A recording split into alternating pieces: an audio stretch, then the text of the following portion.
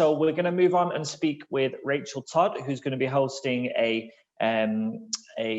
panel session with some of our industry partners, so representatives from KPMG and TalkTalk, as well as the chair of our board, Marnie Millard, to give a labour market update and to talk about how to prepare young people for the workplace. Over to you, Rachel.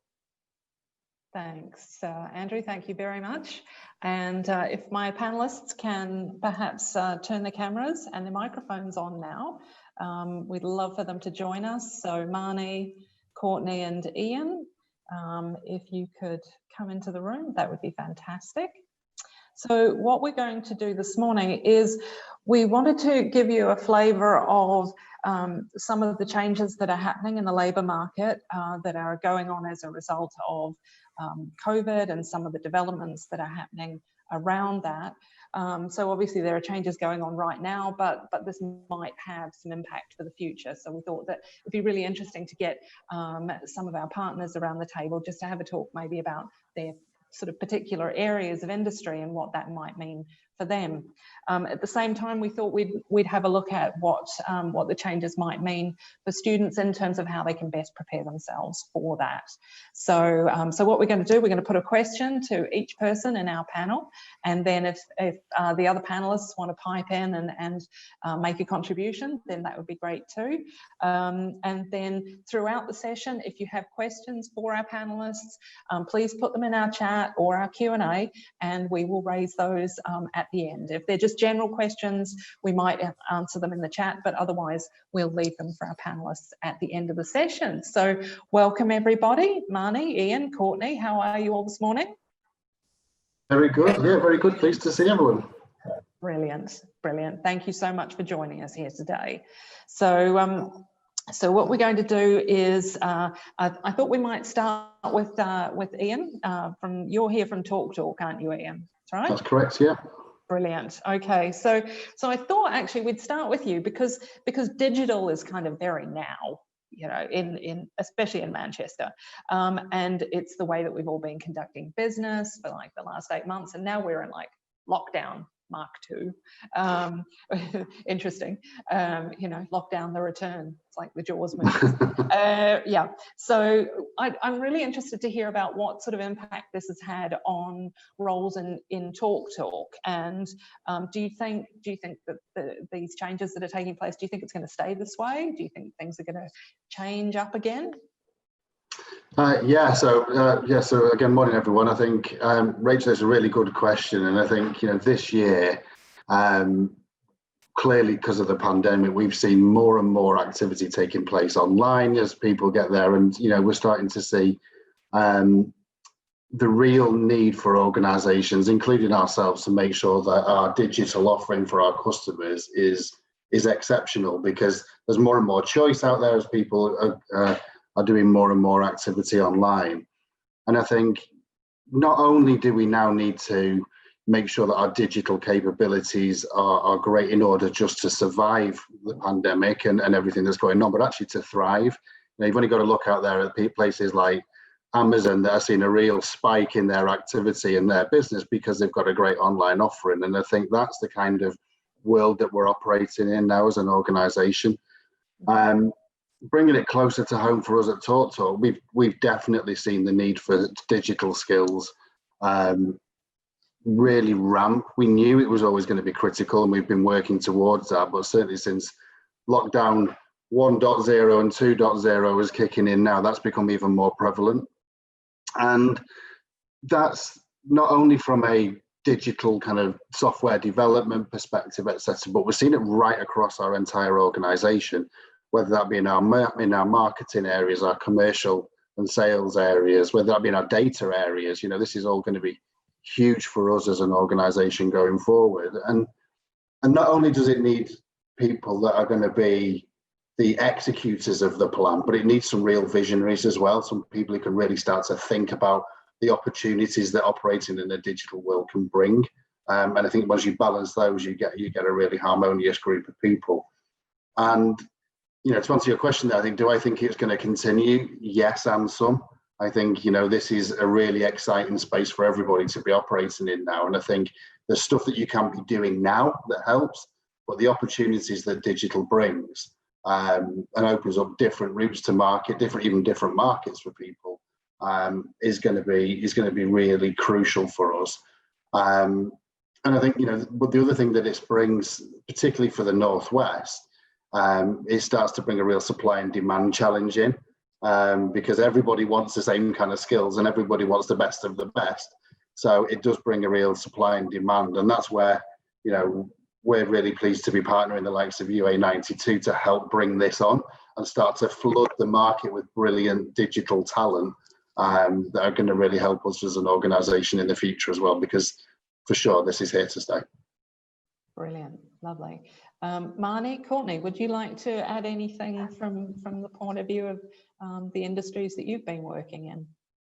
Yeah, I think what I've been really excited about, despite all the challenges that COVID's brought to us all personally as operators and as business leaders, is actually the acceleration of inclusivity.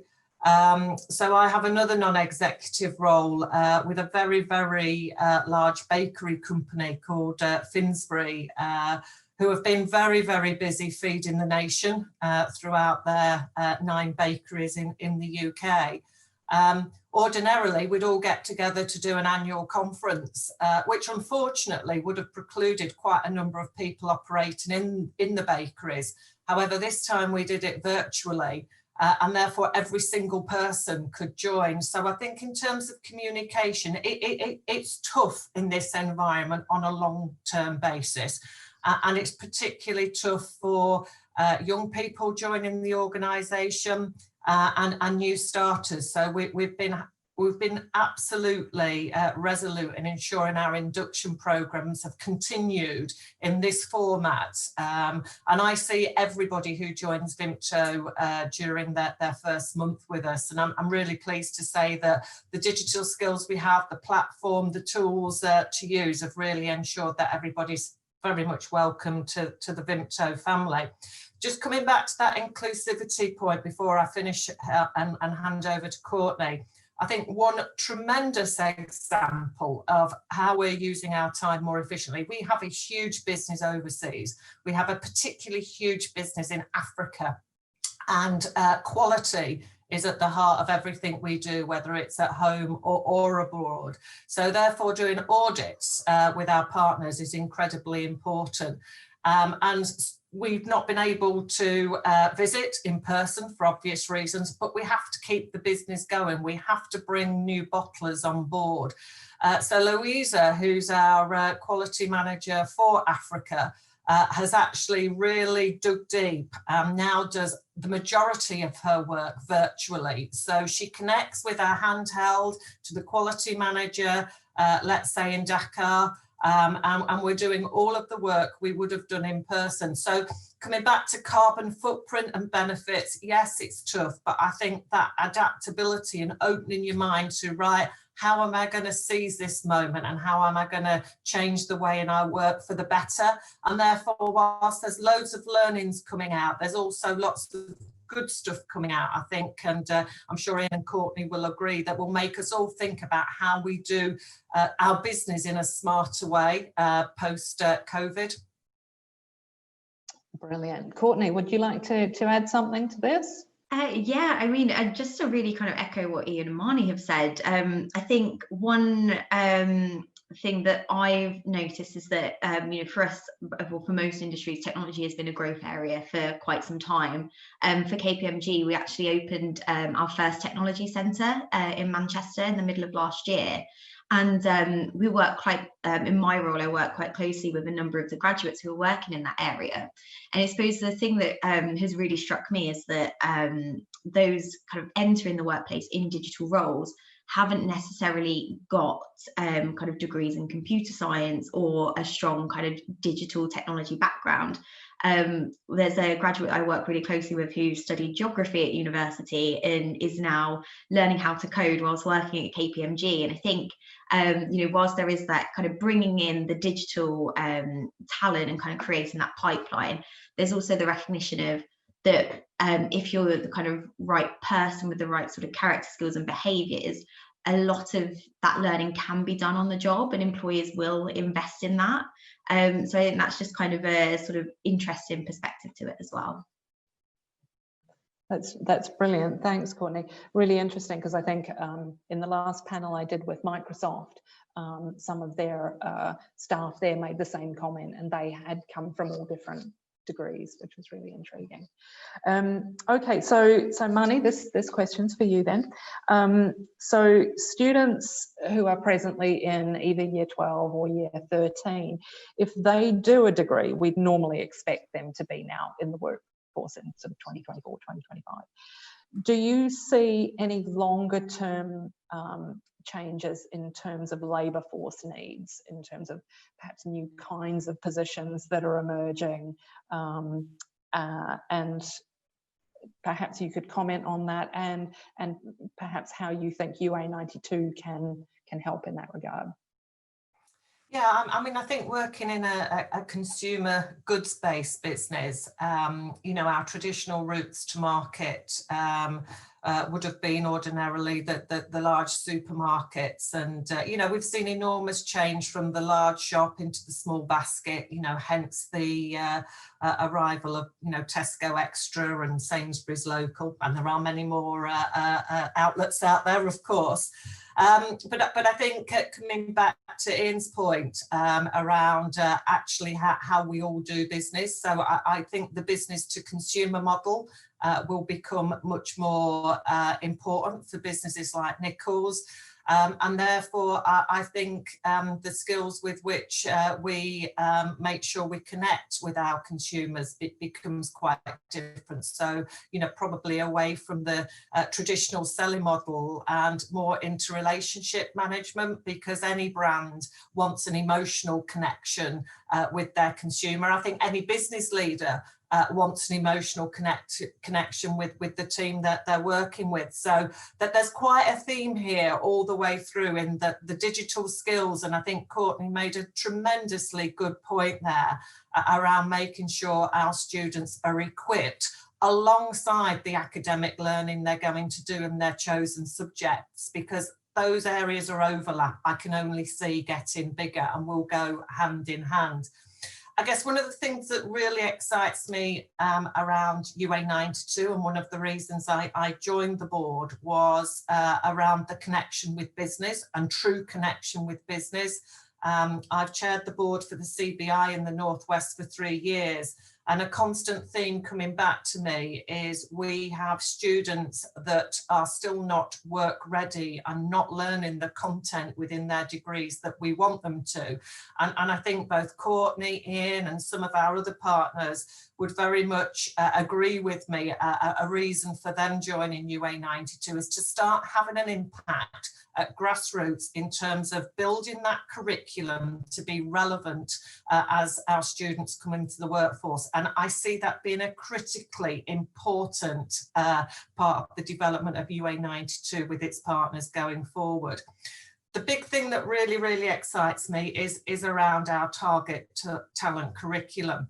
And to put that in simple words for anybody who's zooming in today, you know, that is all about our students' personal development. There has never been more of an important time to have students that come out who have actually learned how to think about being agile, to think about how to cope with change. What does resilient really mean? And I think that area of what we do at UA92, alongside coming out with tremendous Lancaster awarded degrees, is the TTC module. And the fact that we teach it and the fact that our students are measured on it, I think really should, to anybody listening, demonstrate how important we take getting our students ready to hit the ground running. So for an employer, yes, you've got your induction, but you've got a person, a young person in this case, to answer your question, Rachel, who knows what it's like to be part of a team, who knows and is confident about decision making and having the tools and the ability to process that. So for me, that TTC module has never been more important as I think we come out of COVID, which we will do. This feels very, very tough at the moment. Those students who are listening to us, who are doing their UCAS forms, and my nephew's right in that space, it feels never-endingly tough. And it does for business leaders. But we will come out of this. So, you know, that's why, you know, again, I hope everybody feels the passion from me about UA92, because it is distinctly different to other very good universities in the Northwest with really, really good options for our young people. But we like to be and will be distinctly different in that TTC. Brilliant. Thank you, Marnie. Good plug for UA92 there. We like that. Ian, in terms of labour market changes, specifically in sort of the communications sector, I'm not quite sure that's how TalkTalk you know, envisages itself in terms of labour markets, but are there new jobs that are appearing, do you think, within the communications sector as a result of this situation? I would say it's probably more the evolution of current jobs rather than necessarily brand new jobs as such. I think, and this is the exciting part for us. You know, we don't just want to recruit people at all levels in the organisation that just come in and do what they've always done, because very quickly in our market, in the telecoms market and in the digital market, if you have that mentality, you'd be very quickly kind of tomorrow's dinosaur. And I think, you know, the bit that is really crucial for us, yes, clearly skills is going to be, and capability is a key part.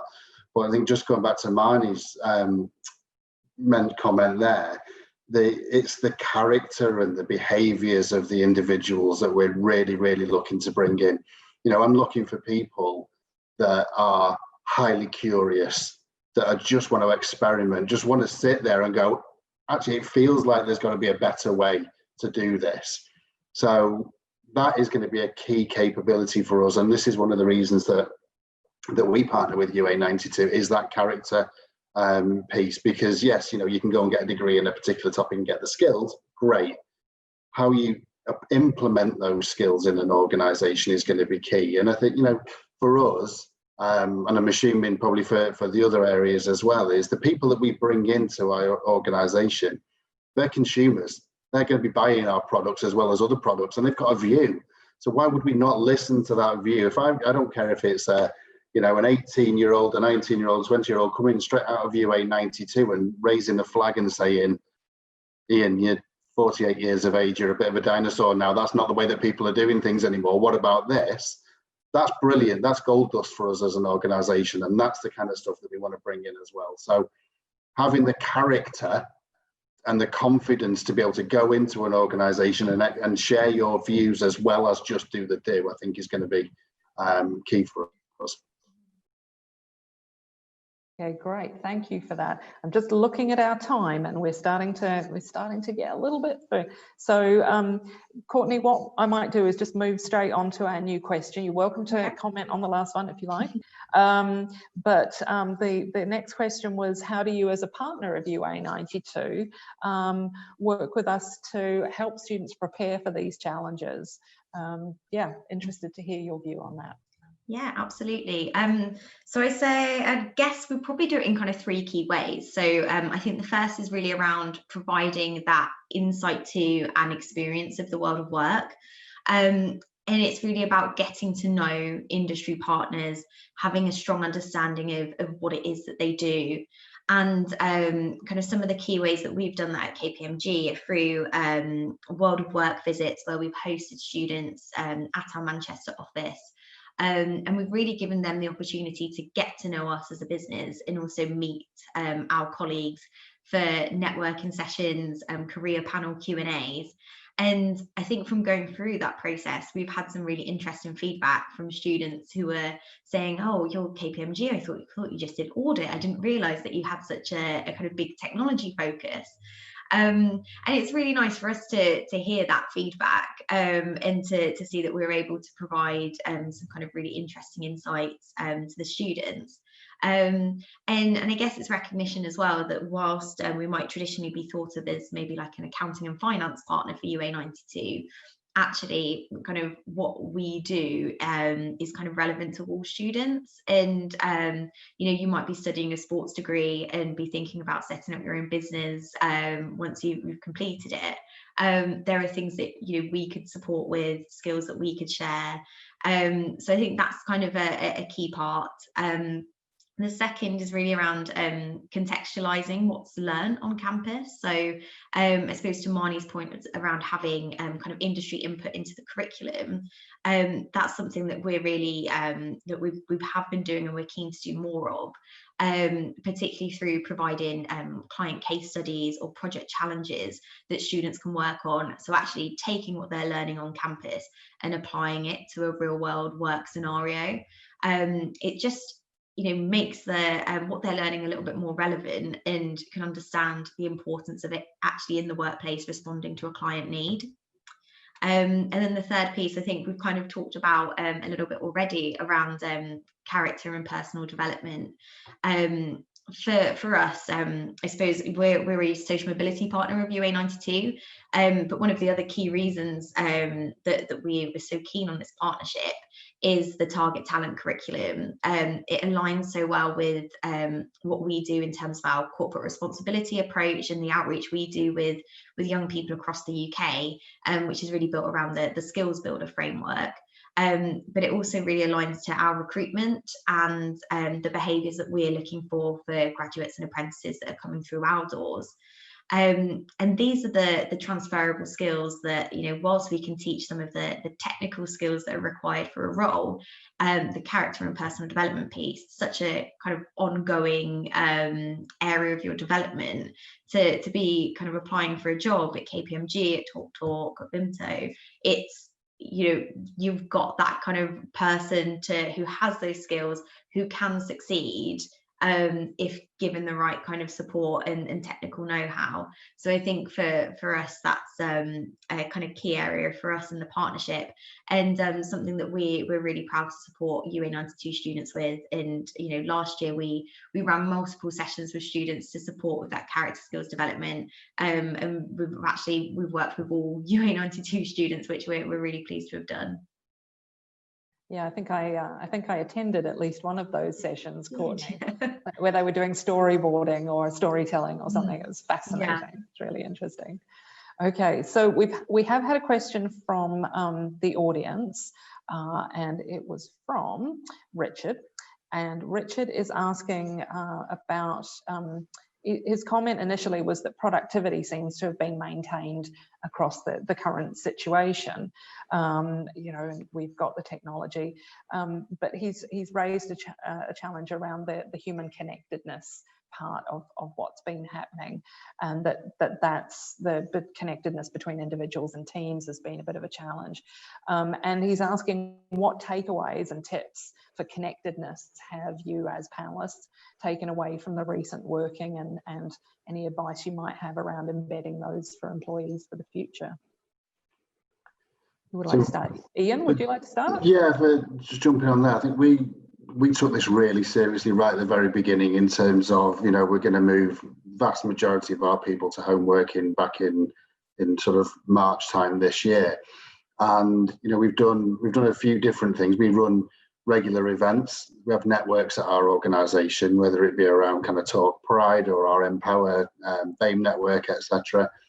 And we run regular, we work on Microsoft Teams, and we have run regular events, and we've had guest speakers in. We've had Sally Gunnell talking to people around mindset. We've had Mr. Motivator doing gym sessions in the morning, which is a little bit wacky, but great. So we've run regular sessions like that is just literally about bringing people, but not together necessarily in a work context, but in a slightly different way. And then on a more micro level, all of our people leaders are encouraged to get their functions or their teams together at least once a week, And we have a session on a Wednesday where we literally don't talk about work. It is just literally more of a social thing where we can just connect, almost the water cooler conversations that you would have at work, that we've done, and just literally give people that space. An interesting one that we've started very recently, just as the weather's turned bad, is we have lots of walking one-to-ones. So literally get up, go for a walk, go on Teams, go on FaceTime, whatever, and do your one-to-ones whilst walking around, because you're getting the activity, you're getting the fresh air, and it's a little bit different as well. So, and we just encourage those people to share things like that, but it's got to be key, that connectedness as we go through. Definitely, it's quite similar for us at KPMG. I suppose just a couple of other things that we've been doing is we've introduced a sort of buddy scheme. So for those who are maybe living on their own or feeling a bit isolated, you can sign up to this buddy scheme, and they're paired with different people, different colleagues from across KPMG. And we've had really good feedback from that, with people saying, you know, they've made lifelong friends with someone from the other end of the country. It's just quite a nice way of keeping in touch. We've also trialed some initiatives. So I sit within the corporate responsibility team, and our team have run a sort of 6-weekly challenge around how to live more sustainably at home. And so we've set colleagues like kind of things to read, things to watch, quizzes to take part in. We've had people kind of learning about the impacts of fast fashion, encouraging people to grow their own, and we've created a really great community on Teams of people who are doing that, you know, making little cactuses that are planted in beer cans and all sorts. But it's been quite a nice way to engage with people in something that's, you know, obviously has a benefit, but isn't necessarily work related. And yeah, we've had really good feedback from that as well. So I think there's plenty of ways to do it. And I suppose from my perspective, most of my team are in London. I've actually, you know, during this lockdown experience, I've never felt more connected to my team because of the use of Teams video calls. It's actually been kind of, to offer an alternative perspective, it's been quite a benefit to have that. Brilliant. Sounds really interesting. So not just bake-off challenges then. No. A few of that, but brilliant. Marnie, do you have any final comments before we go? Yeah, I just think I agree with everything that Ian and Courtney said. Unfortunately, we didn't have anybody as exciting as Mr. Motivator, but we had a Monday morning yoga, and suffice to say, I'm no better however many months into COVID than I was when I started. But one practical point, we did launch Workplace, which is Facebook for business. And we launched that in January, obviously completely unaware of what was ahead of us. And that has been invaluable in growing the Vimto family, because we've always been very, very strong in this space. I think for those leaders out there, you know, in their day job, it's never been more important for leaders to connect with their teams and their colleagues. And certainly, you know, for around 4 months, I was doing a message from Marnie each week, and very silly stuff sometimes, just sharing the fact that Dan and I were arguing over the study, or I'd learnt a bit of new DIY, because I think it's quite easy to lose the human element of how we're communicating. This is very functional, it's very practical, and therefore answering the question about productivity, I think that's why it's remained so strong. So I think showing, you know, any vulnerabilities and making sure that you're accessible as a leader. So, you know, your door open policy, it's very easy to do that when you're physically in the office. It's really important to do it when you're working in this way. So that would be just a few hopeful practical tips from me about how you can make the most of the current situation that we're in. Well, thank you for that, Marnie, and thank you all so much for being here today. Unfortunately, we've come to the end of our time. I would have quite happily interviewed you for another half an hour, I think. But we're having such a good chat, and I think the information that you've shared with us is so interesting. And yeah, as you've said, lots of challenges out there, but lots of positives coming through as well, which is fantastic. So thank you again. Hope to see you next time.